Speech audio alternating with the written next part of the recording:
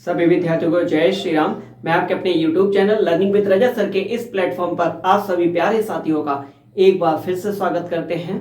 आज हम class 10th की साइंस का पहला चैप्टर स्टार्ट करने वाले हैं। धमाकेदार चैप्टर स्टार्ट करने वाले हैं, अच्छे से पढ़ने वाले हैं। बस हमें आपका साथ चाहिए। क्या आप तैयार हैं? Are you ready? आपको करना क्या है, कल हम लोग इससे पहले एक इंट्रोडक्शन क्लास ले चुके हैं। जिस बच्चे ने नहीं देखी है वो बच्चा जाकर के प्लेलिस्ट में देख सकता है।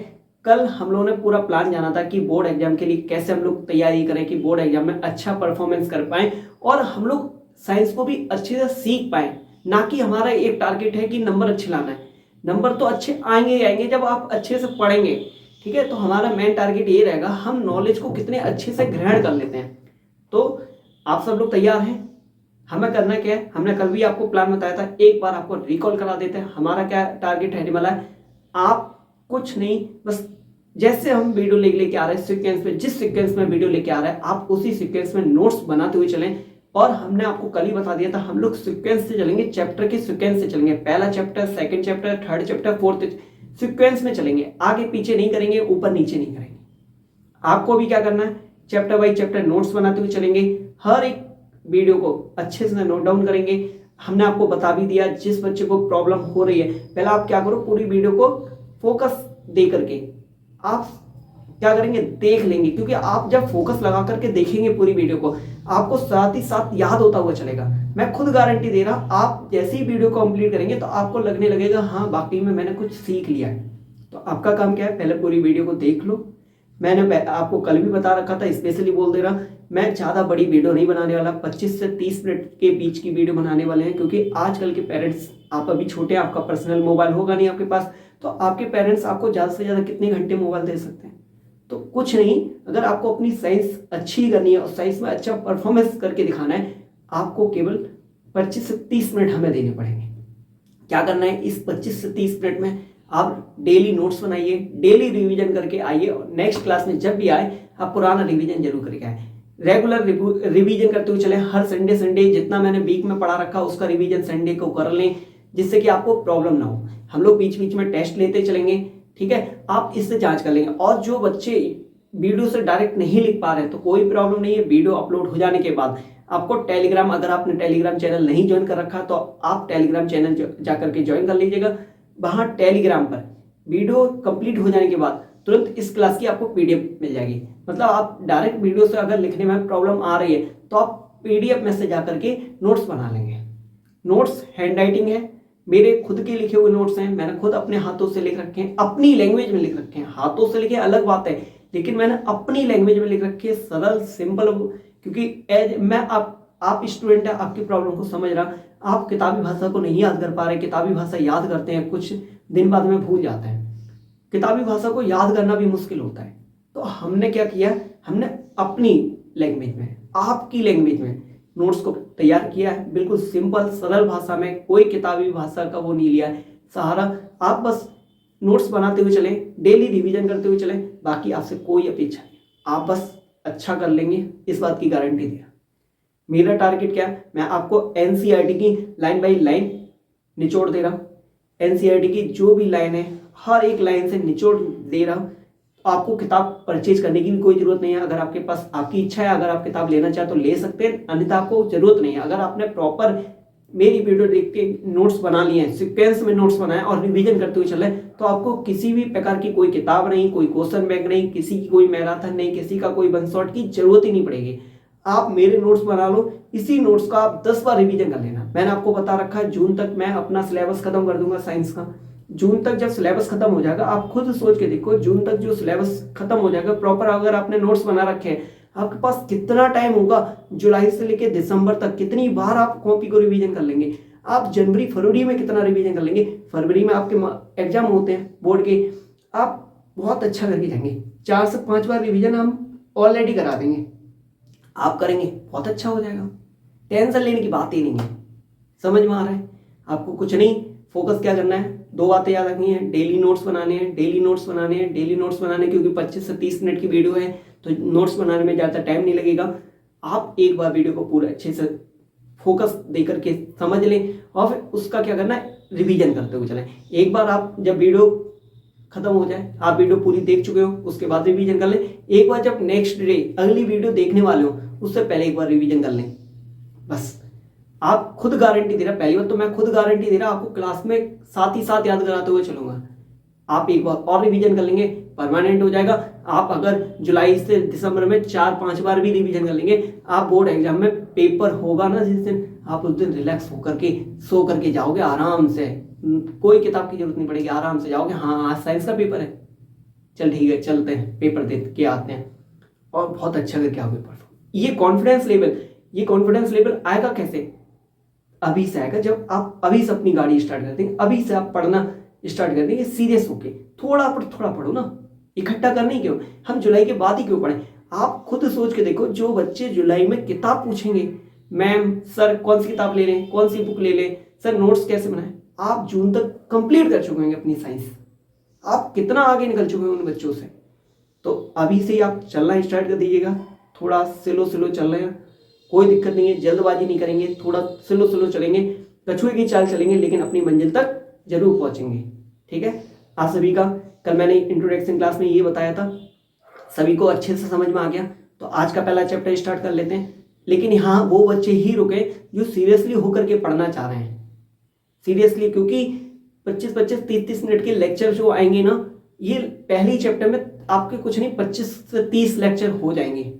क्यों? मैं आपको एनसीईआरटी का एक निचोड़ दे रहा, एनसीईआरटी की लाइन का एक लाइन का निचोड़ दे रहा, तो टाइम तो लगेगा पढ़ने में, लेकिन गारंटी दे रहे। आपको पता है बोर्ड एग्जाम में जो पेपर बनता है आउट ऑफ सिलेबस तो नहीं बनेगा, जो भी क्वेश्चन बनते हैं वो बुक के अंदर से बनते हैं, बुक में इसी क्वेश्चन बनेंगे, आउट ऑफ सिलेबस तो नहीं बनेंगे। जब हमने सिलेबस को बहुत अच्छे से निचोड़ लिया है, बहुत अच्छे से उसे पढ़ रखा है, अच्छे से हमने पकड़ बना रखी है अपने सिलेबस पे, अब क्वेश्चन कहीं से भी पूछ ले, आंख बंद करके आप, अगर आप मेरे स्टूडेंट है और आपने सीरियसली पढ़ा है तो आप आंख बंद करके भी आंसर दे के आएंगे। इस बात की मैं गारंटी ले रहा। आपको करना क्या है? कुछ नहीं, प्रॉपर नोट्स बनाइए, डेली रिवीजन करें, बाकी कोई टेंशन नहीं लेनी है, बाकी सारा मेरे ऊपर छोड़ दो।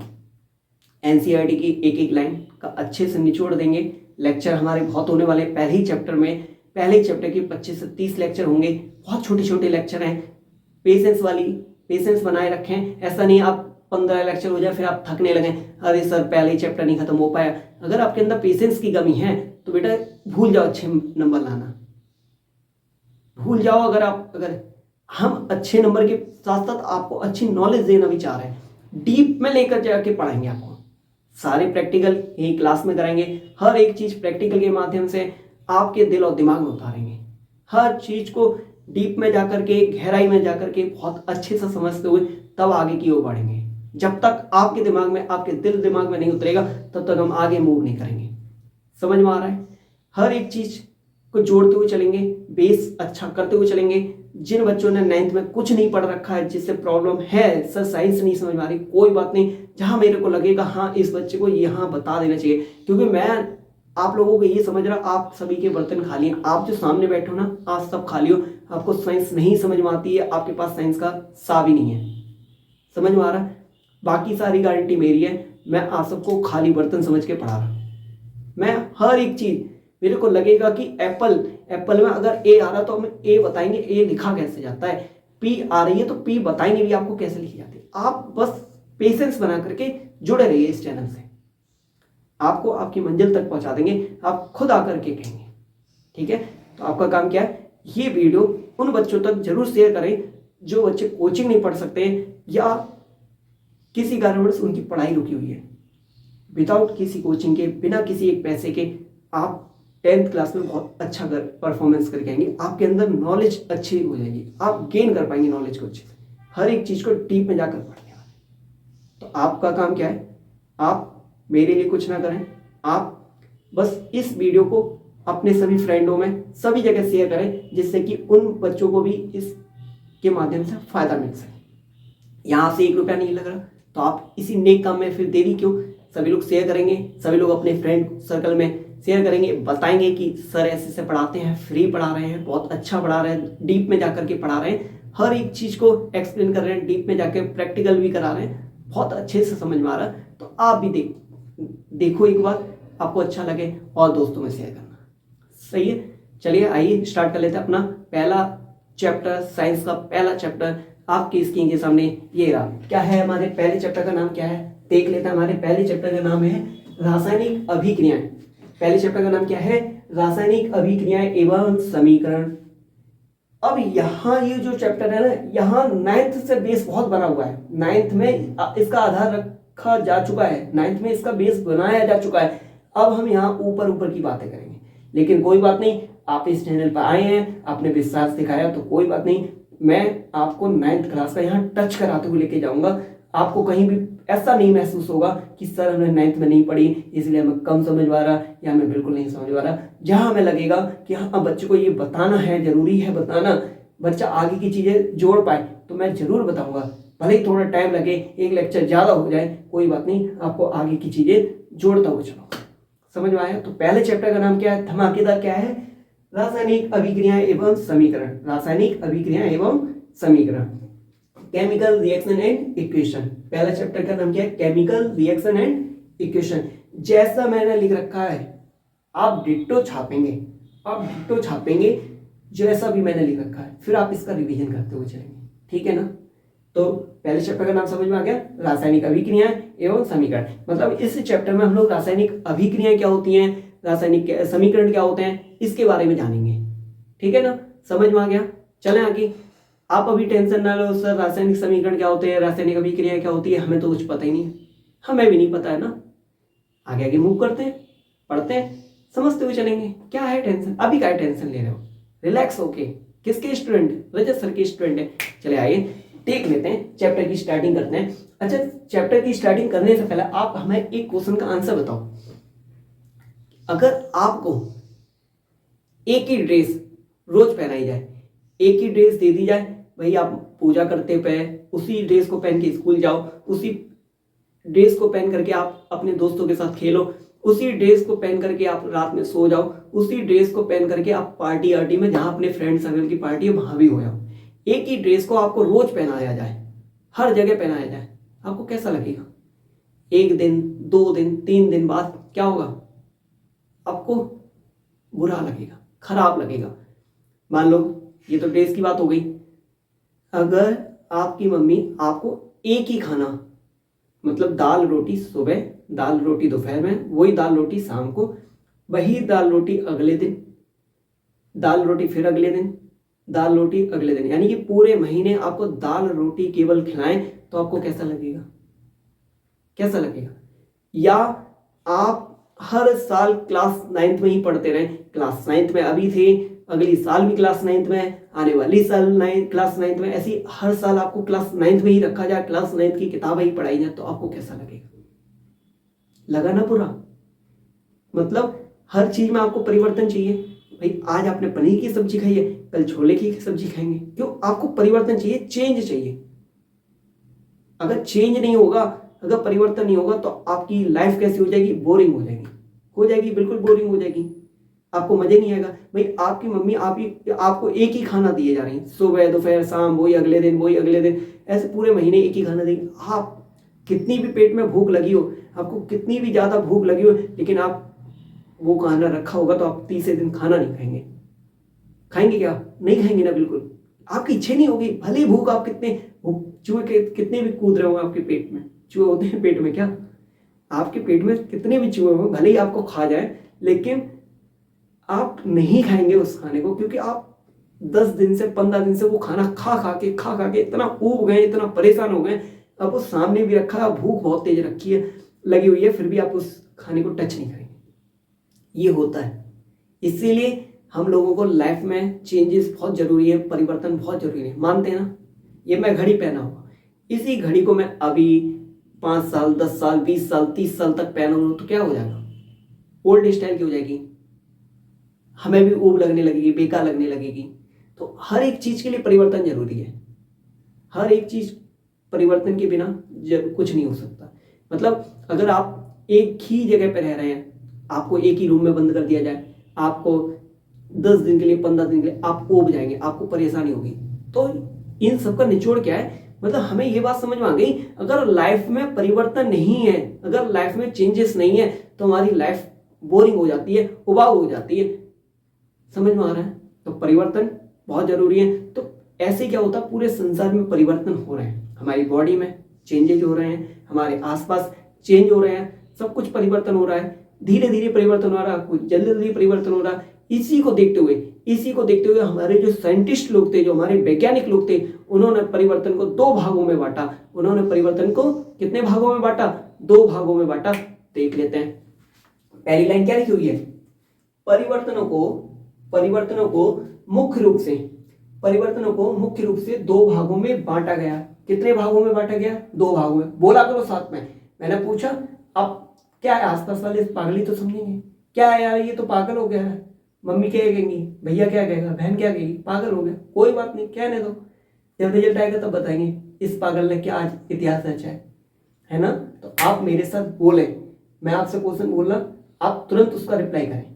मैंने क्या पूछा? मैंने बोला परिवर्तनों को मुख्य रूप से कितने भागों में बांटा गया? दो। कितने भागों में? दो। किससे? परिवर्तन को कितने भागों में बांटा गया? दो में।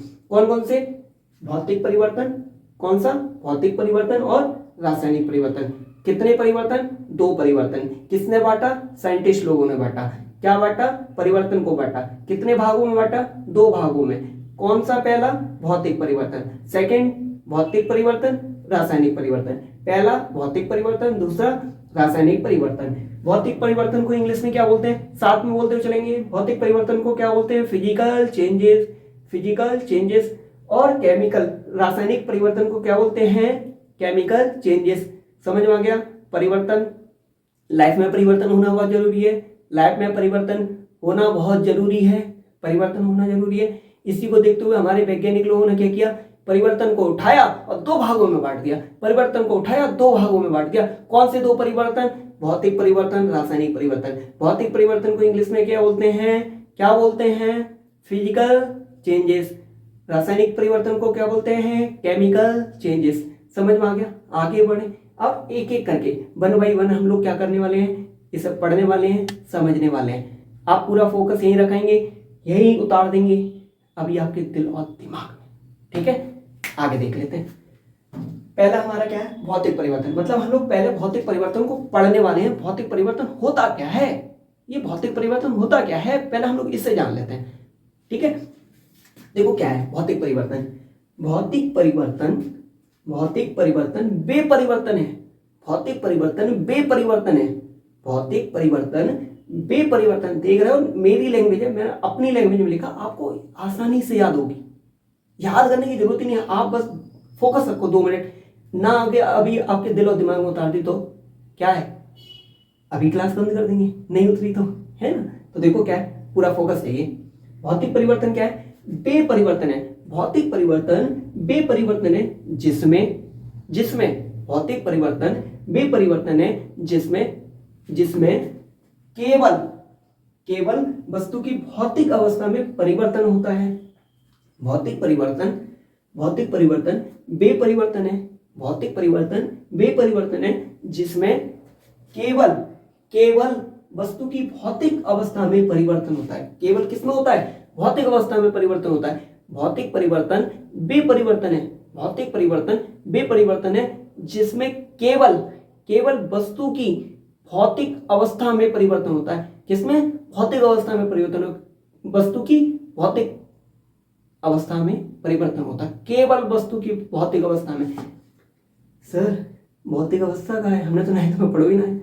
ये भौतिक अवस्था हम लोग 9th क्लास में पढ़ के आ चुके हैं। मैंने आपको कल भी बताया था, आज फिर बता रहे हैं, स्पेशली बता रहे हैं। जिन बच्चों को अगर लग रहा है कि सर हम और अच्छा करना चाह रहे हैं, सर यहाँ से भी हम आप 10th को साथ साथ हम 9th का भी थोड़ा बैक में जाकर के पढ़ना चाह रहे हैं, बेटा पढ़ के आओ, बहुत अच्छा लगेगा। क्योंकि आप जितना पीछे से तैयार करते हुए आएंगे आपको उतना और मजा आएगा।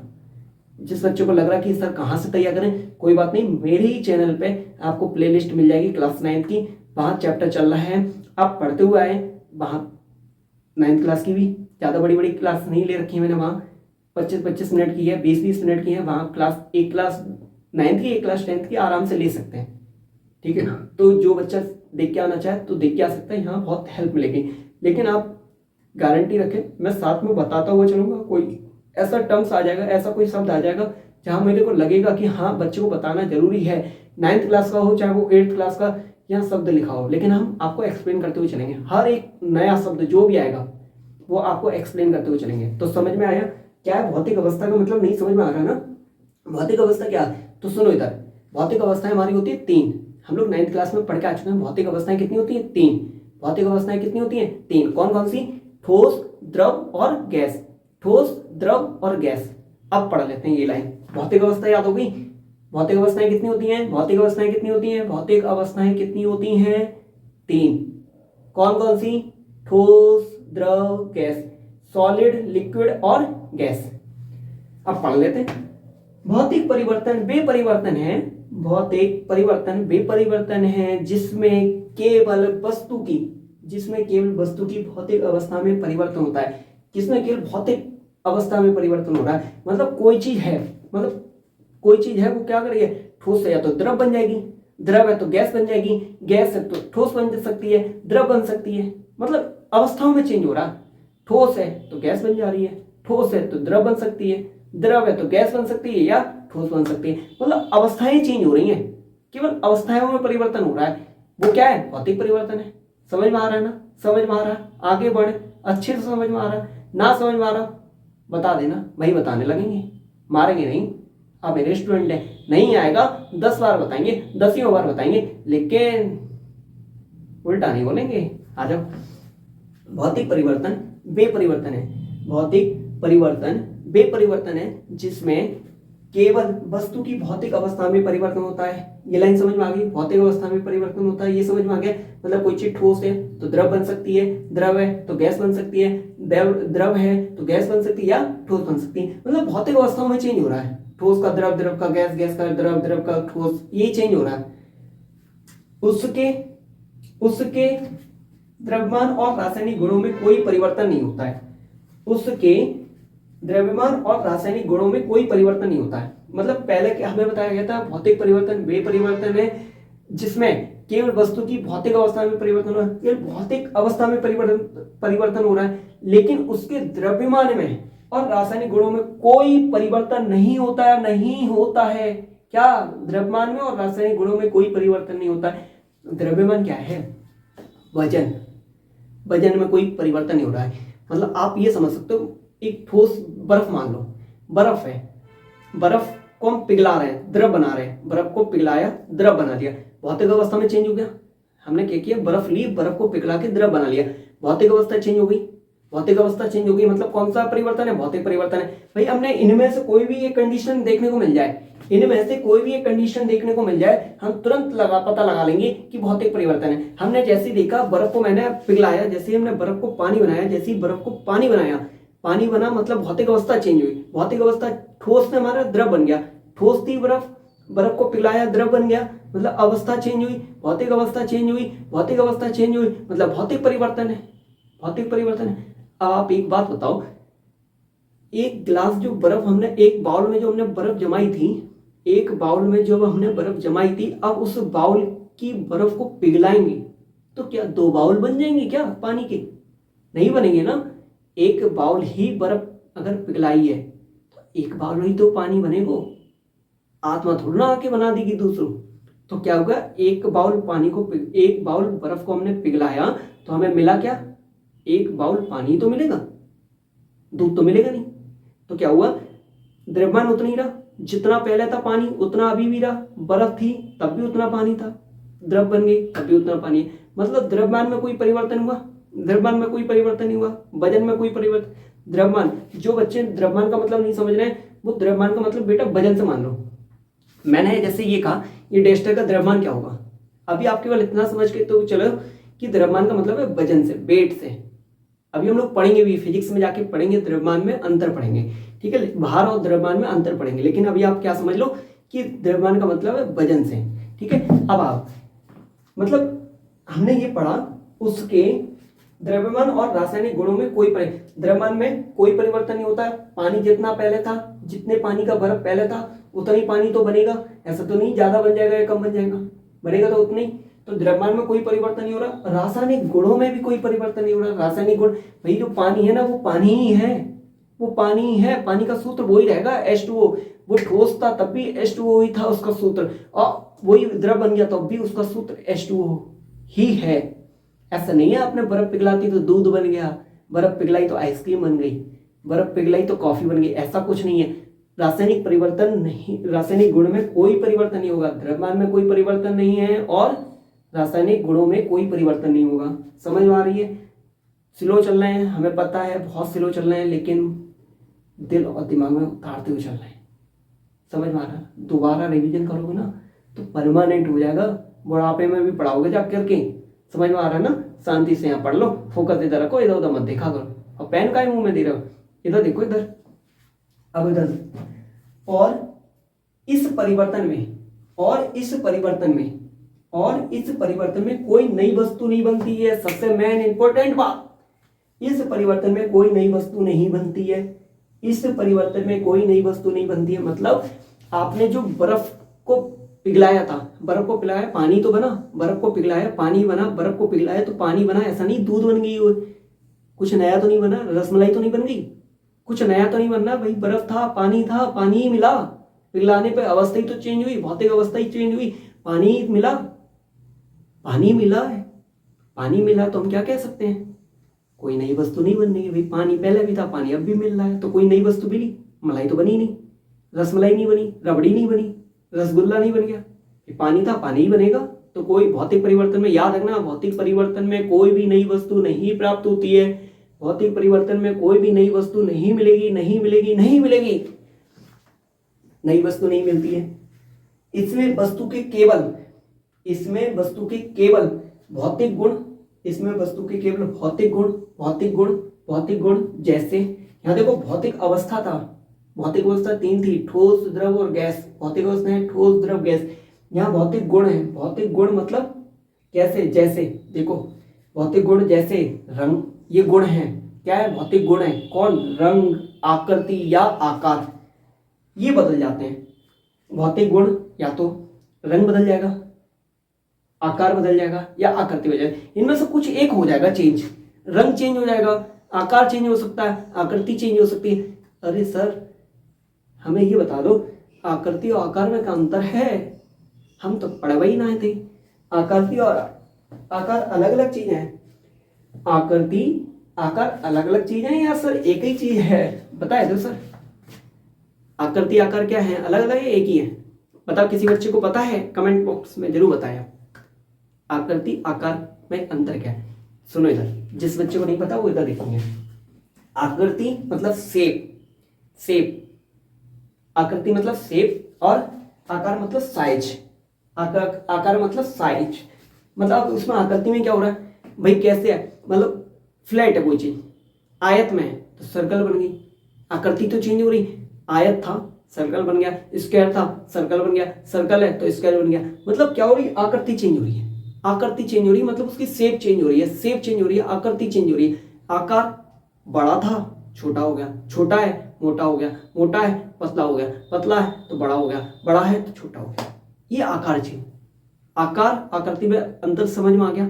आज के बाद दोनों शब्दों में अंतर को अच्छे से समझते हुए रखेंगे। आकृति क्या है, आकार क्या है, आकृति क्या है, आकार क्या है? अरे सर, आकृति तो वही है जो मेरे स्कूल में सबसे लास्ट वाली बेंच पे बैठती थी और बहुत छींकती थी, वो है आकृति। ना बेटा, यहाँ कोई गर्ल्स की बात नहीं हो रही है, ये आकृति है हमारी क्या? शेप की बात हो रही है। शेप, सर्कल है तो स्क्वायर में चेंज हो जाएगा, स्क्वायर है तो रेक्टेंगल में चेंज हो जाएगा, यानी कि शेप चेंज हो रहा। आकार में साइज चेंज होगा, छोटा है बड़ा, बड़ा है छोटा है, छोटा है मोटा है, मोटा है छोटा है, पतला है, कुछ भी हो रहा है, आकार चेंज हो रहा है। तो इसमें क्या हो रहा है? इसमें वस्तु के केवल भौतिक गुण, रंग, आकृति या आकार बदल जाते हैं। इनमें से कुछ भी बदल जाएगा, आकृति चेंज हो जाएगी। भाई ठोस था ना, ठोस चेंज हो रही थी उसकी क्या? आकृति चेंज हो रही थी, आकृति चेंज हो रही थी, आकार नहीं चेंज हो रहा था। जिन्हें विपरीत क्रिया द्वारा वापस भी लाया जा सकता है। मतलब अब देखो, सबसे लास्ट वाली लाइन को अच्छे से समझेंगे। जिन्हें विपरीत क्रिया द्वारा वापस भी लाया जा सकता है, जिन्हें विपरीत क्रिया द्वारा वापस भी लाया जा सकता है। मतलब विपरीत क्रिया द्वारा वापस लाया जा सकता है सर, इसका मतलब भाई हमने ठोस को पिघलाया था, हमने ठोस को द्रव बनाया था, पानी बनाया था। अब इस पानी को क्या हम ठोस दोबारा नहीं बना सकते? बर्फ दोबारा नहीं बना सकते? बना सकते हैं, बिल्कुल बना सकते हैं सर, 101% बना सकते हैं। भाई ठोस था, बर्फ को पिघलाया, पानी बनाया, पानी को फिर क्या दोबारा बर्फ नहीं बनाया जा सकता है? बिल्कुल बनाया जा सकता है सर। तो बस वही तो लिखा हुआ है, इन्हें विपरीत क्रिया द्वारा मतलब अभी आपने क्या गलाया था, अब जमा रहे हैं, तो विपरीत क्रिया द्वारा वापस भी लाया जा सकता है। मतलब हमने पानी से ठोस बना लिया, पानी से हमने क्या बना लिया? ठोस बना लिया। पानी से क्या बना लिया? ठोस बना लिया। विपरीत पा लिया, पहले ठोस था, पानी बना लिया था, पानी है तो फिर ठोस बना लिया, बर्फ बना ली। समझ में आ रहा है? इसीलिए हम लोग विपरीत क्रिया द्वारा प्राप्त कर लेते हैं। अब एक बार इस भौतिक परिवर्तन की डेफिनेशन को एक साथ पूरा पढ़ लेते हैं। अब पहले समझा रहे तो एक एक लाइन को समझाना बहुत जरूरी था, हर एक लाइन का मतलब। अब आप देखो पेपर में, आप यहाँ किताबों में देखेंगे, यहाँ तक ही मैं समेट दिया, भौतिक परिवर्तन कहते हैं, ठीक है? नहीं, आप जब पेपर में इतना लिख के आएंगे ना, टीचर कहेगा किसी अच्छे टीचर से पढ़ रहा है, कहीं अच्छी जगह से नॉलेज प्राप्त कर रहा है, वो अगर इसमें कहीं भी छोटी मोटी मिस्टेक भी होगी ना, फुल में से फुल मार्क्स दे के आएगा, क्योंकि वो जानता है टीचर कि इस बच्चे ने इतना डीप में जाकर के इतने अच्छे तरीके से लिखा है ना, तो कहीं ना कहीं ये अच्छी जगह पे होगा। और आप कहाँ हैं? मेरे चैनल पे हैं, ठीक है ना? तो देख लेते हैं एक बार, इस डेफिनेशन को पूरा पढ़ लेते हैं। क्या है? भौतिक परिवर्तन वे परिवर्तन है। समझ में आ रहा है ना? अब तो केवल पढ़ाते हुए चल रहे। भौतिक परिवर्तन वे परिवर्तन है जिसमें केवल वस्तु की भौतिक अवस्था में परिवर्तन होता है। किसमें? भौतिक अवस्था में। पहली बात क्या है? भौतिक अवस्था में परिवर्तन हो रहा है। देखो तोड़ लो इसे, तो तोड़ के पढ़ो। पहला क्या है? भौतिक अवस्था में परिवर्तन हो रहा है। किसमें? भौतिक अवस्था में परिवर्तन हो रहा है। उसके द्रव्यमान और रासायनिक गुणों में परिवर्तन नहीं होता। दूसरी बात क्या सीखी? इसके गुणों में और रासायनिक गुण, उसमें द्रव्यमान में और रासायनिक गुणों में कोई परिवर्तन नहीं होता है। द्रव्यमान में और रासायनिक गुणों में कोई परिवर्तन नहीं होता। पहली बात क्या सीखी? भौतिक अवस्था में परिवर्तन होता है, भौतिक अवस्था में परिवर्तन होता है। दूसरी बात, द्रव्यमान और रासायनिक गुणों में कोई परिवर्तन नहीं होता। द्रव्यमान जितना था उतना बाद में भी रहेगा, रासायनिक गुण चेंज नहीं होंगे, मतलब इन दोनों में परिवर्तन नहीं हो रहा। दूसरी बात में ये सीखा, और इस परिवर्तन में कोई नई वस्तु नहीं बनती है। तीसरी इंपॉर्टेंट बात, इसमें कोई नई वस्तु नहीं बनती है। तीसरी इंपॉर्टेंट बात, इसमें कोई नई वस्तु नहीं बनती है। इसमें वस्तु के केवल भौतिक गुण, जैसे भौतिक गुण कौन से? रंग, आकृति, आकार बदल जाते हैं। क्या होते हैं? बदल जाते हैं। पांचवी बात हो गई। और जिन्हें विपरीत क्रिया द्वारा वापस लाया जा सकता है। पहली बात, भौतिक अवस्था में परिवर्तन हो सकता है। द्रव्यमान और रासायनिक गुणों में परिवर्तन नहीं होगा। इसमें कोई नई वस्तु नहीं बनती है। और आगे क्या था? भौतिक गुण जैसे रंग, आकार, आकृति बदल जाते हैं, और इन्हें विपरीत क्रिया द्वारा प्राप्त किया जा सकता है। अब बताओ, मैंने जब इतना तोड़ के आपको पढ़ा दिया, इतना आपने एक एक लाइन को तोड़ के पढ़ लिया, अब क्या इतना बड़ा आंसर लिख के आने में आपको कोई प्रॉब्लम है? याद करने की जरूरत पड़ेगी क्या, अगर आपने इसे अच्छे से समझ रखा है तो? अब बताओ, जरूरत है? अभी आपके दिल और दिमाग से और भी अंदर जाएगा ये, जब हम एग्जाम्पल लेके आएंगे आपके सामने। एग्जाम्पल, अभी आपने केवल डेफिनेशन समझी है, सर ने अभी डेफिनेशन समझाई है, एग्जाम्पल नहीं समझाए हैं। एग्जाम्पल से और अच्छे से समझ में आएगा ना? इतने में कोई डाउट हो तो बता दो, कोई भी। मजा आया ना? कोई बात नहीं, और मजा लूटो। आगे चलते हैं। पहले आप एक बार इससे देख लो, फिर आगे बढ़ लेते हैं।